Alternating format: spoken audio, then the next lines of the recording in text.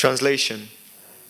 O Sutta Goswami, please describe those topics of the Lord by which Maharaj Parikshit, whose intelligence was fixed on liberation, attained the lotus feet of the Lord, who is the shelter of Garuda, the king of birds. Those topics were vibrated by the son of Yas, Srila Shukadev. Purport. There is some controversy amongst the students on the path of the liberation. Such transcendental students are known as impersonalists and devotees of the Lord. The devotee of the Lord worships the transcendental form of the Lord, whereas the impersonalist meditates upon the glaring effulgence of the bodily rays of the Lord, known as the Brahma Jyoti. Here in this verse it is said that Maharaj Parikshit attained the lotus feet of the Lord by instructions in knowledge delivered by the son of Vyasadeva, Srila Shukadev Goswami. Shukadev Goswami was also an impersonalist in the beginning, as he himself has admitted in the Bhagavatam 2.1.9. But later on he was attracted by the transcendental pastimes of the Lord and thus became a devotee. Such devotees with perfect knowledge are called Mahabhagavats, or first-class devotees. There are three classes of devotees, namely the Prakrita, Madhyama and Mahabhagavat. The Prakrita or third-class devotees are temple worshippers without specific knowledge of the Lord and the Lord's devotees. The Madhyama or the second-class devotee knows well the Lord's devotees, the neophytes and the non-devotees also. But the Mahabhagavat or the first-class devotee sees everything in relation with the Lord and the Lord present in everyone's relation. The Mahabhagavat therefore does not make any distinction, particularly between a devotee and no devotee. Maharaj Parikshit was such a Mahabhagavat devotee because he was initiated by a Mahabhagavat devotee, Shukadev Goswami. He was equally kind even to the personality of Kali, and what to speak of others. So there are many instances in the transcendental histories of the world of an impersonalist who has later become a devotee. But a devotee has never become an impersonalist. This very fact proves that on the transcendental steps, the step occupied by a devotee is higher than the step occupied by an impersonalist. It is also stated in the Bhagavad Gita 12.5 that persons stuck on the impersonal step undergo more sufferings than achievement of reality. Therefore, knowledge imparted by Shukadev Goswami unto Maharaj Parikshit helped him attain the service of the Lord. And this stage of perfection is called Apavarga, or the perfect stage of liberation. Simple knowledge of liberation is material knowledge. Actual freedom from material bondage is called liberation, but attainment of the transcendental service of the Lord is called the perfect stage of liberation. Such a stage is attained by knowledge and renunciation, as we have already explained in the Bhagavatam 1.2.12. And perfect knowledge, as delivered by Srila Shukadev Goswami, results in the attainment of the transcendental service of the Lord. Srila Prabhupada Ki.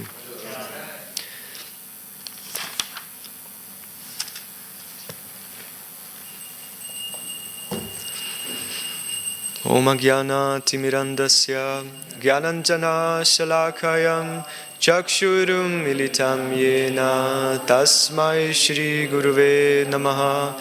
Nama Om Vishnu Padaya Krishna Prestaya Bhutale Srimate Bhakti Vedanta Swami Niti Namine.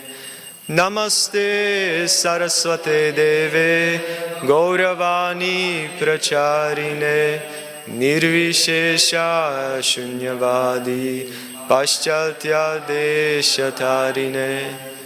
Jai Shri Krishna Chaitanya Prabhu Nityananda Shri Advaita Gadadhara Shrivasadi Gaura Bhakta Vrinda. Hare Krishna Krishna Krishna Hare Hare, Hare Rama Rama Rama Hare Hare.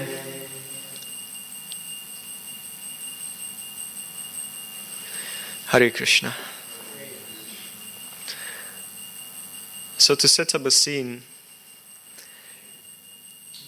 We can see in the sages of the Naimisharanya, they have one very interesting trait around them, about them.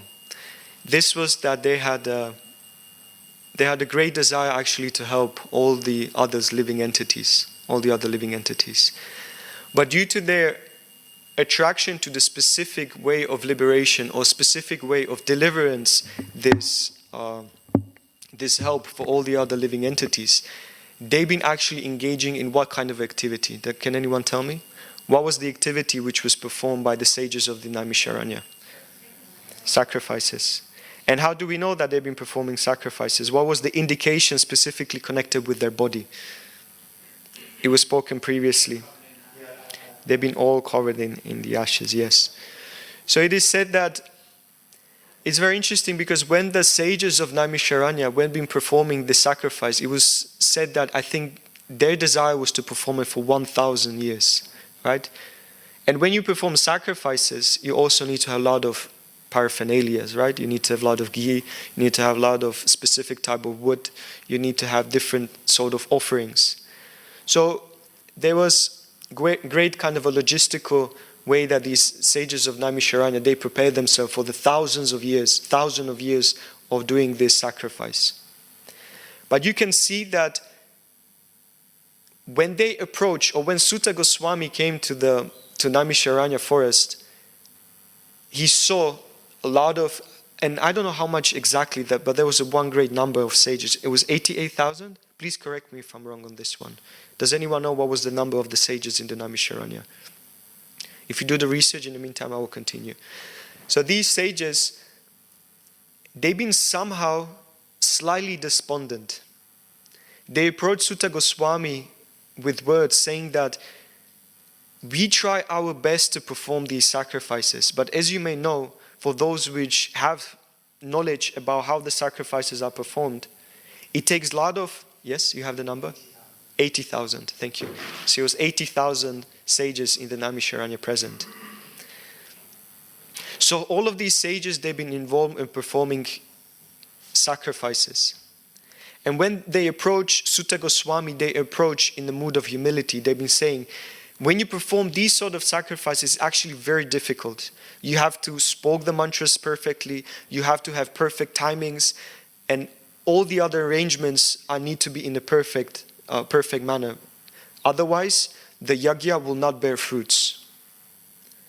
But then when Sutta Goswami started narrating Srimad Bhagavatam as he heard it from Shukadev Goswami in the assembly around Maharaj Parikshit and Shukadev Goswami, when Sutta Goswami started imparting this knowledge unto the sages of Naimisharanya, they start feeling straight away the result.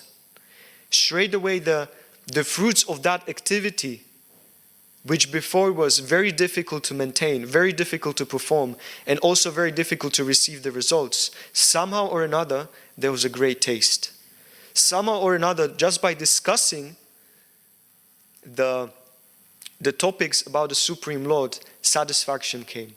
So there's this one point, satisfaction versus duty. There's one story which Prabhupada once narrated, and I think it might be somewhere in the Shastras. It is said that there was a scorpion once kind of drowning in the puddle of water. And there was this sage who came and started picking up the scorpion from the puddle. What happens? Every single time the scorpion bited the sage. And again the scorpion fallen again into the puddle of water. But then the sage again start and pick up the scorpion. And again the scorpion bite him. And there was one gentleman who was kind of like a bystander, or he was observing this whole situation. And he asked the sage, why are you doing this? Why are you performing this activity? Why are you trying to save the scorpion when the scorpion constantly bites you and kind of delivers some kind of a suffering unto you? Why are you doing that? And the sage answered, the nature of the scorpion is to bite every other living entity who comes into his vicinity. That's the nature of this animal. Nature of a Brahmana or nature of a saintly person is always to offer help and always to give some solace and somehow guidance. So he's performing his nature, therefore he's not mistaken. But that doesn't mean that I will not prefer my duty, or I will not do my duty.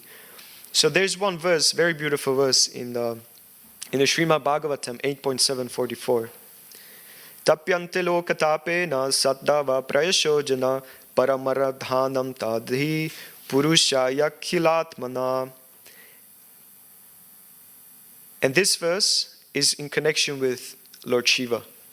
Translation: it is said that great personalities almost always accept voluntary suffering because of the suffering of people in general. This is considered the highest method of worshipping of the Supreme Personality of Godhead, who is present in everyone's heart. So let me repeat that. This is considered the highest method of worship of the Supreme Personality of Godhead. So the desire of the sages of Naimisharanya was to help every other living entity. And how? By tapyante lokatapena. This loka, these planets are full of suffering or full of imposed renunciation. Right? You want to do what you want, but you can't. Therefore, it's an austerity. But if you take voluntary austerity for the sake of other living entities, that's for your eternal benefit.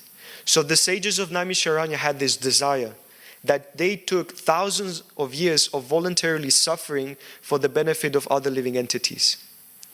And by that desire, they attracted the mercy of a pure devotee, Sutta Goswami, who actually delivered the highest, the way of bhakti, the way of discussing the topics of the Supreme Personality of Godhead for the welfare of others. So by the practical experience of the sages, they heard the narrations and they've been satisfied. And what happens? Rather than duty, it becomes a way of pleasure by hearing the narrations of the Supreme Lord. So one of the points which Prabhupada emphasized in his purport is, who is a Mahabhagavat? And within the purport, Prabhupada distinguishes three things. Who is actually Mahabhagavat? The point number one is, he is instructed in knowledge. Point number two, he doesn't make any discrimination or no distinction. And third point, because he was initiated. So how can we understand this? How can we see this? There is one very nice commentary and purport in Chaitanya Bhagavat by Vrindavan Das Thakur. And it speaks about who is actually Mahabhagavat in connection with the different stages, right? In connection with Kanishta and with connection with the Madhyama. So this is the purport. When the conditioned state is overcome, or when all anarthas are destroyed, a living entity under the shelter of service to the Lord Vishnu can remain pure even while residing in this material world. At that time, he is called a Mahabhagavat. So see this point. Mahabhagavat is person who is within this material world, but not in this material world. Because all his anarthas are already gone. Unless the Kanishta Bhagavat reaches the stage of Madhyama Bhagavat, he remains the servant of the Madhya Bhagavat, even though he is serving a Mahabhagavat. Since the Kanishta Bhagavat desires his own spiritual progress and is traveling on the eternal perfect path to Vaikuntha Loka, he is superior to the conditioned souls who are desirous of material enjoyment and liberation. But he has faith only in Vishnu as the transcendental absolute truth. And this realization qualifies him as a Kanishta Adhikari. When one attains the level of Kanishta Adhikari, he can understand that his spiritual master is situated as a Madhyama Adhikari. And check this out. This is the interesting point. This point is actually saying that depends on your level of consciousness, you perceive other personalities around you. So I'll repeat this again. When one attains the level of Kanishta Adhikar, he can understand that his spiritual master is situated as a Madhyama Adhikari. But when he attains the level of Madhyama Adhikari, he can accept his spiritual master as a Mahabhagavat. So even your vision of the Supreme Lord, even your vision of your spiritual master, even your vision of devotees and everything around you depends on which stages of consciousness you're in. So until devotee breaches that gap between Kanishta and Madhyama, he interacts with the world in a different manner, in a different way. Even to such a degree that how do you perceive your guru? Yes, we may say, all glories to my guru, all glories to guru and this and that. But how do you actually relate to your spiritual master? That's internal thing. So this is what is mentioned in here, continuing with the purport. But when he attains the level of Madhyama Adhikar, he can accept his spiritual master's Mahabhagavat. Okay. The Mahabhagavats have no engagement other than service of Lord Hari and his devotees. So this is 1743. This is Adhikanda, chapter 7. This is when, what's the name? Vishwarup. Vishwarup is the brother of Lord Chaitanya. So when Vishwarup was taking sannyas, and this is verse 43. So these 3 points, by instructions and knowledge, no discrimination or no distinction because he was initiated, are the 3 aspects taken from the purport mentioned by Prabhupada about Mahabhagavats. So only by you receiving a knowledge from a bona fide spiritual source, you have the opportunity to become a Mahabhagavat. And because he was initiated, because he was hearing from Shukadev Goswami, Sutta Goswami was hearing from Shukadev Goswami simultaneously with Parikshit Maharaj. And Parikshit Maharaj is considered to be a disciple of Shukadev Goswami. And let me ask you a question. Does it mean that Sutta Goswami and Parikshit Maharaj, but also both of them are initiated by Shukadev Goswami? What do you think? Because they heard Srimad Bhagavatam from Shukadev Goswami, does it mean that Sutta and Parikshit are like God brothers? It's just a question, just like one thing when I was reading it. No? Can you explain? Can he have the microphone, please?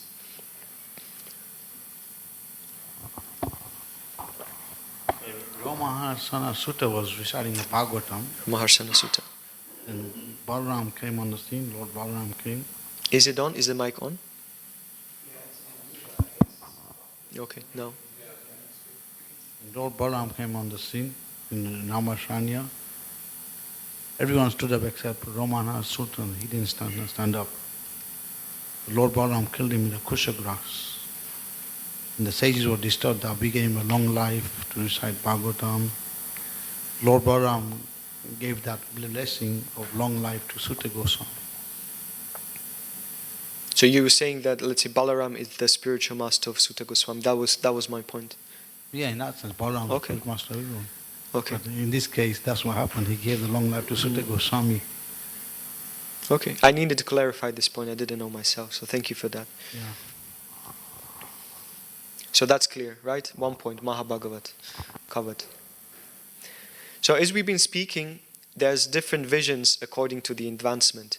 So as we said, from this Chaitanya Bhagavat, it describes 4 stages: conditioned soul, Kanishta Bhagavat, Madhya Bhagavat, and Mahabhagavat. And all of these different stages depend. They are very much dependent on what kind of association you have.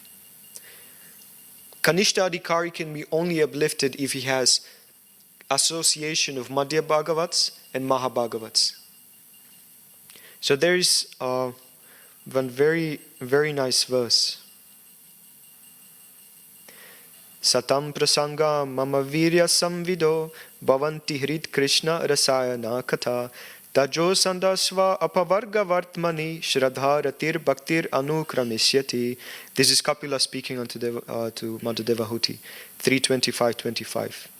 In the association of pure devotees, discussion of pastimes and activities of the Supreme Personality of Godhead is very pleasing and satisfying to ear and the heart. By cultivating such knowledge, one gradually becomes advanced on the path of liberation, and thereafter he is freed and his attraction becomes fixed. Then real devotion and devotional service begin. So even in here, even in this verse, you can see that different grades and different stages. He said, by cultivating such knowledge, one gradually becomes advanced. So here it is said that doesn't matter which stage you are in. if you are a neophyte devotee, if you are a kind of a medium devotee or Madhyamadikari or a Mahabhagavat, there's always opportunity to progress. Parikshit Maharaj was already a Mahabhagavat when he kind of sat down in front of Shukadev Goswami. He was a great personality because he had the darshan of the Supreme Lord. And throughout his whole life, his whole activity was a devotional activity. So such a Mahabhagavat sat in front of another Mahabhagavat. And it was not like a discussion in the sense that, that's it, I'm done, I'm finished, I don't need to hear Srimad Bhagavatam, I'm already pure. No. So whichever grade of a devotee or stage of a devotee sits and hears Srimad Bhagavatam, there's always some kind of a nourishment you will get out of it. And here is a confirmation by Kapila Dev. So it is said, become advanced on the path of liberation, and thereafter he is freed, and his attraction becomes fixed. Then real devotion and devotional service begin. So this verse, and when Prabhupada speaks about it in his purport, this verse is confirming that the real devotional service, the real thing, starts after liberation. And liberation we're going to dive into after in a moment. But the real devotional rasa, the real taste, starts after the point when you're actually free from all these material desires. So, Srila Prabhupada, or specifically in the verse, there are mentioned certain points which are there for us to clarify. And these are the confirmation of the path. So, person. Who is that person? Through the Sanskrit you can see it. Who is that person? Maharaj Parikshit. What is the tool? I ask you to remember the Sanskrit. Adabra buddhi. What does it mean?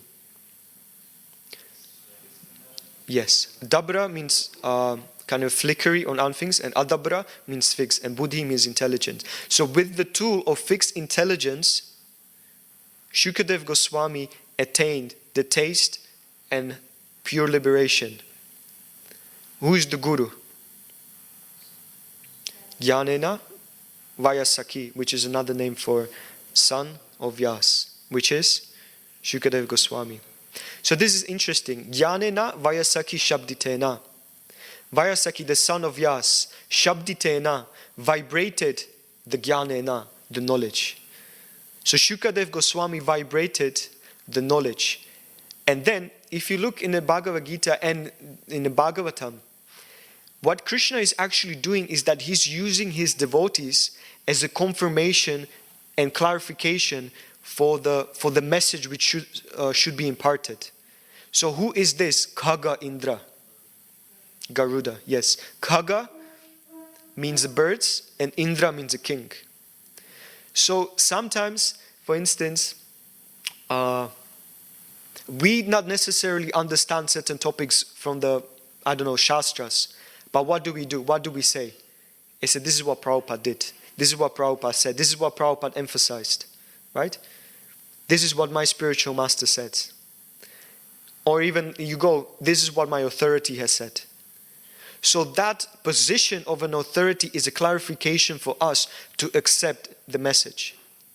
So this verse was spoken by the sages of the Naimisharanya. Shri Shri Radha Gokulananda ki, Shri Shri Sitaram Lakshman Hanuman ki, Shri Shri Gaurnitai ki, Srila Prabhupada ki jai.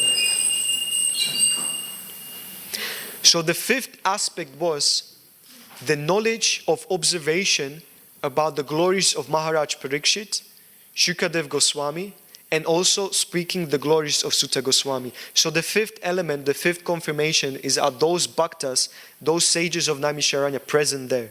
So person, tool, guru, great devotee, and those which observe. So in the Srimad Bhagavatam, in the second verse or the first canto or the first chapter, is confirmed that the highest truth is reality distinguished from illusion for the welfare of all. It is not said the truth, because truth can sometimes be, usable from different sets of vision. Because what is a truth for Kanishta doesn't need to be truth for Madhyama. You see the point? There's always understanding, and there's always a discrimination. Right? Mahabhagavat, he doesn't discriminate. As we said before, Mahabhagavat sees everyone on an equal level. Therefore, it is said in the second verse, the highest truth is reality distinguished from illusion for the welfare of all. So there is a supreme truth. There is a supreme reality. There is a supreme discrimination. And that is that by you constantly engaging yourself in the studying and narrating and hearing the pastimes of the Lord, there's always a taste. And that supreme truth means there's no discrimination there. Means the highest truth means if you sit down and listen to Srimad Bhagavatam, hear Srimad Bhagavatam, you will have some kind of a taste. And you will find some taste. Even if you're a Mahabhagavat, there will be taste there. That is the supreme truth. And that's why it is said that the supreme religion is actually this Bhagavat Katha.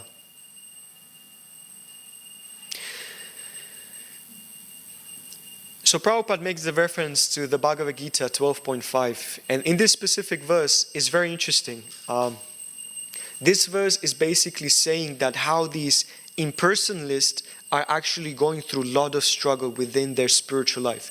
And don't get me wrong, Mayavadis are spiritual seekers. Why? Because their stage is Brahmeti, then there is Paramatmeti, and the topmost is Bhagavameti. So 3 stages. Therefore, they are also transcendentalist. But their transcendental seeking is Nirguna. And check this out. So I read this commentary by Balada Vidyabhushan, and it's very interesting. He actually completely negates this aspect of Nirguna, which means without qualities. He cuts it in pieces. And I can find you the quotation. So this is from Balada Vidyabhushan in a commentary to this verse. Even though the former category of person, devotees, also endure difficulties in withdrawing the senses from objects other than me and in engaging in the various angas of bhakti, they do not experience the same suffering because of the dazzling attraction of my blissful form. And then he raised a question. How has this great suffering, which is difficult to remove, arisen? And the answer is, the mind's concentration on the invisible Atma becomes difficult for those who think they are the bodies.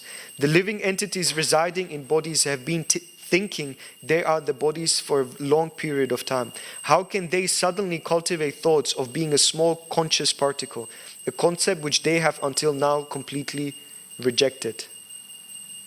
And there's this point. The Brahman without qualities cannot be observed anywhere, because it is impossible to prove the existence of Nirguna object. Since the word Nirguna without quality has no power to denotate anything, it is consequently a useless term. So this activity or this concept of Nirguna doesn't actually has a substance. Why? Because how can you observe nothing?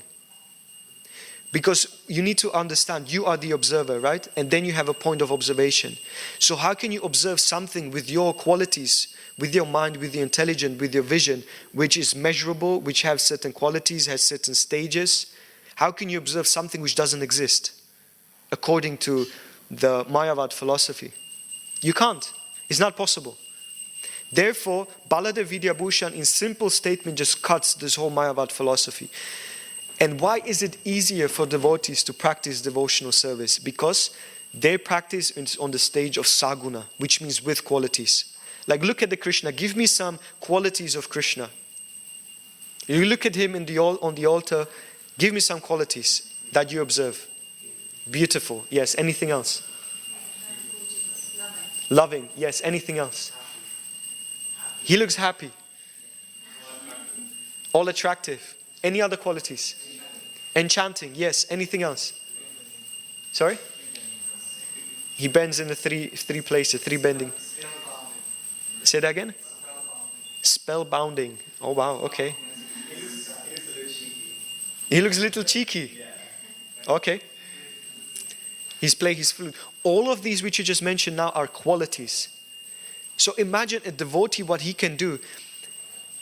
We understand the deities, they are not of this material world.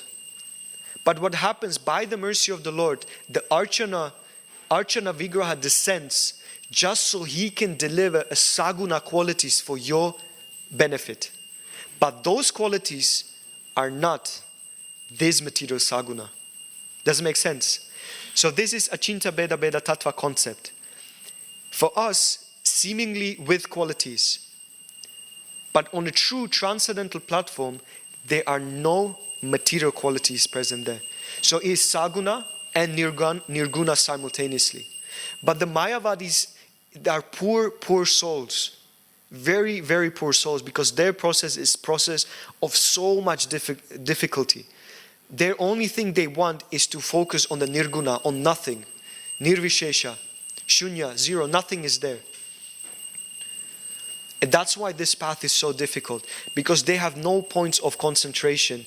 Their material senses, right? Because you can observe the Lord, you can offer Him food, you can cook for Him, you can dress Him, you can put jewelry on the Lord, you can put garlands on the Lord, you can do so many things, which are obviously in the line of Parcharatika Vidhi. But Krishna, out of His mercy, He's trying to help you with your saguna senses, with your material senses. But He Himself is not material. This is the concept. So that's the difficulties of Gyan.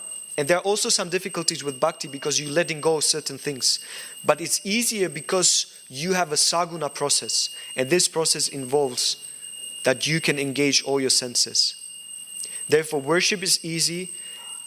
And the poor Mayavadis, the poor souls which go on the path of Gyan, are lacking the object of worship. That's why their path is very difficult.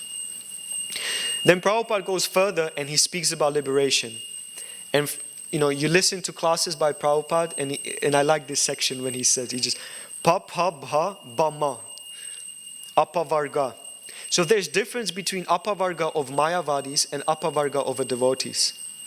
Baladevidya Bhushan is commenting that Apavarga for a devotee means engaging in discussing the pastimes of Krishna, and their Apavarga means the realm of Vaikuntha, and their Apavarga means the realm of Goloka Vrindavan. So there are certain stages. In the material world, you constantly are forced to do some labor, to do some activity, not necessarily service.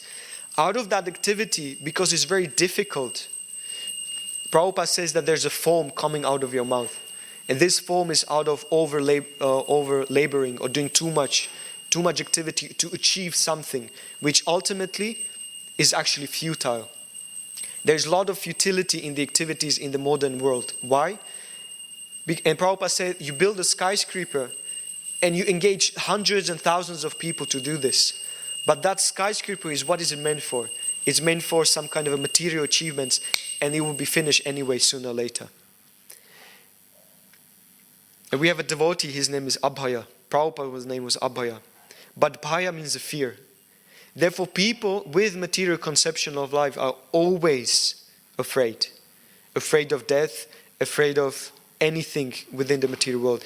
And ultimately in the end, Marana, death comes. So this is Apavarga. So the Mayavadis, this is the sense of their Apavarga. This is what they want to achieve. They want to be free from Parishrama, Vena, Bhaya, Vyarta and Marana. This is what they want. And where is it coming from? It's coming from being actually dissatisfied within this material world. So their impetus to act, to get liberated, is based on dissatisfaction. Parishrama, Vena, Bhaya, Vyarta, Marana. They are dissatisfied. Therefore, Apavarga. They want to get liberated based on their dissatisfaction. But a devotee will go and labor for the Lord. Devotee is ready to perform activity for the Lord. Devotee is not afraid of death. Devotee understands that nothing in his devotional activity is futile. Devotee has no fear. Devotee is abhaya. So this is the result. So what's the use of apavarga? There's no use of apavarga for a devotee, because devotee in the practice of devotional service is already liberated. That devotional service is already apavarga. He is already liberated. There is no death for a devotee. There's no futility, there's no fear, there's no laboring for a devotee. So activity in itself is already an apavarga. So difference between apavarga of a Mayavadi and devotee is very much different.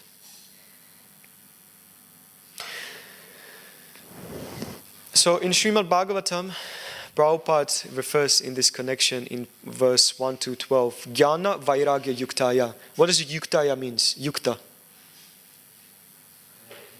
Say that again. Connected. Okay, any other guess? Point? Engagement. Jnana Vairagya. Jnana Vairagya Yuktaya. So devotee uses renunciation and knowledge to get to the point of devotional service. And he uses it within his devotional service. But jnana and vairagya, knowledge and renunciation, is also used by the Mayavadis. But they use it as a goal. For them is a goal, but for devotees it's just a tool. And Prabhupada uses these beautiful things on the transcendental steps. Then he said, on the transcendental steps, there's impersonal, and then on the transcendental steps, even higher, there's bhakti. Bhakti mark. That's why devotee cannot become a Mayavadi, but Mayavadi or Brahmavadi may become a devotee, or should become a devotee. That's the yoga ladder. That from Mayavad conception he becomes, hopefully, a devotee. What is that aspect of Mayavadi or Brahmavadi become a devotee? Does anyone know? That's the one aspect, we already spoke about it today. Association of a pure devotee, Mahabhagavat. That's the only way Brahmavadi or Mayavadi may become a devotee. Just like Sutta Goswami entering the forests of Naimisharanya, those sages perplexed and performing their karma kanda rituals for the benefit of others, they received the taste for the narrations of the pastimes of Sutta Goswami. So that one only aspect of possible elevation is a pure devotee. Hare Krishna. I'll finish here. We're coming to that time. Any points, questions? Yes, please. Hare Krishna, Prabhupada, thank you very much for the class. I was reading many times in Srimad Bhagavatam, the Bhagavad Gita, speaking about this renunciation and knowledge. So can you tell us how do we implement this as a tool in our everyday Krishna consciousness? Is it, we try to implement knowledge and we try to renounce as much as possible? Or can you just maybe clarify? Let's go with the renunciation, right? Renunciation means you're making space in your life, right? So it's simple as that. Like why we do Ekadashi, why we do fasting. The result of this that you make a space within your day, and how do you fill that space? That's the tool of Vairagya. Vairagya means you renounce something which is bothering you or taking your time, and then you fill that extra space with Krishna Katha or Bhakti. And Jnana means you utilizing that knowledge to facilitate your advancement in Krishna consciousness. Right? So whatever knowledge you may possess should first of all elevate you in a mode of goodness, and then you make that stepping stone mode of goodness to go to pure Shuddha Sattva. So Jnana and Vairagya are two tools which no problem are utilized for devotees, and you do it anyway every single day. Srimad Bhagavatam gives Krishna Katha, but same time Srimad Bhagavatam is very practical. Prabhupada speaks about herbs, Prabhupada speaks also about drugs, Prabhupada speaks about what is time, how time functions, Prabhupada speaks about different aspects of Prakriti, Prabhupada speaks about association, he speaks about politics, about culture, he speaks about warfare. All of these are Gyan, and by you understanding that, you can use them nicely for Bhakti Seva. So Jnana and Vairagya are two tools very much utilized by the devotees. So when we are reading something and learning something, then we are implementing in our practice, like to see differently, to have a different vision, to elevate our consciousness. And in renunciation, we are actually just kind of letting go our old habits, which we see that, maybe I can put more space for Krishna consciousness. Yes. Yeah. But the ones that we are actually feel comfortable renouncing, not like forcing ourselves to renounce. Renunciation, there are different types of renunciation mentioned in Bhagavad Gita in the 18th chapter, that there is renunciation, mode of passion, mode of ignorance, and mode of goodness. So you have always a choice what kind of renunciation you choose. Better to be in mode of goodness. Yes? Hare Krishna, thank you so much for the class. You were mentioning about the vision of a person being determined by the level of advancement. So Kanishta is seeing the Guru as a Madhyam, and then the Madhyam is seeing, theirs as like a Mahabhagavat. And we are supposed to be having the vision that the spiritual master is a Mahabhagavat, and we do the prayers kind of simultaneously positioning him next to God. So is it offensive for the Kanishta to have that vision, but if that's all that he has? And second to that, then does that mean we should be searching for Guru when we're past this stage so that we're not making this kind of an offense? Should we get that stability first? Or because we're also told we should get Guru immediately to be guided from our ignorance? That's a very good question, very on point. And the answer is actually very simple. In theory, we refer to Guru as a Mahabhagavat, but we speak about vision, which means true chakshush, true vision. You may see in theory, you may say Krishna is the Supreme Personality of Godhead, and his Archana Vigraha form is not different from Krishna in Vrindavan. That's a theory. The question is, do you have the vision? So that's the simple difference. Even Kanishta Adhikari, he can see Guru as a Mahabhagavat, or has a theoretical understanding that he's non-different. He's an external representation of a Paramatma. Theory, yes. Question is it reality within your heart? So then we should be making this choice once we have the chakshush, or should we just still rely on the walk the talk and talk the walk, in the sense like you can try, you can practice it, and until one point comes, then you actually see your Guru as a Mahabhagavat. So you can try your best to first theoretically do it, or theoretically have that understanding, and by the process of purification, the point will come. So theory, yes. Reality, yeah. Let's try our best to get there. Hare Krishna. Any other points, Vaishnavis?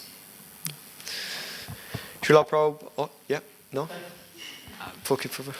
It's just a small comment. You mentioned how Bhagavats are within this material world, but they're not in this material world, as all their narratives are already gone. And it reminded me of Bhakti Tirtha Maharaj's point of dying before dying. And death is to remove all that is false and secondary. So all their narratives are gone, you're already dead, really. Dying before dying. So thank you. Thank you. Nice point. Yeah, this is a very nice class. I recommend to everyone to watch it. Die Before Dying by Bhakti Tirtha Maharaj. Very powerful. Okay. Srila Prabhupada ki. Grantara Srimad Bhagavatam ki. Nitai Gaura Premanande.